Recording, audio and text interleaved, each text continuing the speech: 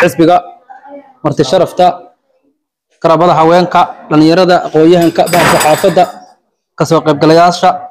dhammaantiin assalaamu calaykum waraxmatullaahi wabarakaatuh bacda salaam kulli waqtigaas ka kooban muhiimadan hore loo sheegay waa soo dhaweynta walaalkeen marna siyaasiga weyn mudane Mustafa Cabdiraxmaan Muumin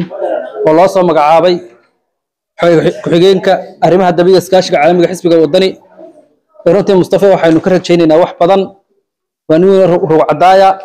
runtii sharaf ay tahay jarmalka iyo gobolka haysan inuu degan yahay ee kelmadeedu soo dhawan bay ahaan doontaa in xisbiga wadani muddo sanad anaga noo buuxsamay inkastoo marka raba cabsanaa la soo shaqeyn jiray in xisbigana ku soo jiray in haddana intii Cabdifitaax iyo hogaankaygan cusub aanu nimi runtii sagaal gobolkii sideedaad ayaa gobolka Reelna Falis noqonaya oo weega soo socoshay xafladiisa dhigi doono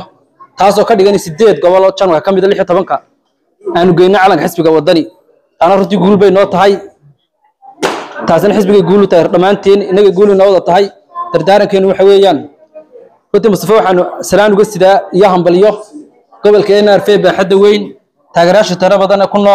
أهم بالي يبقى قادر رنتيان وقصت ده وحرجين قدامي الدوانة كل وقت جاي نهاية ده قلبي كل وقت هذا متشران وقت جا كوبن عادي يا داني السلام عليكم ورحمة الله.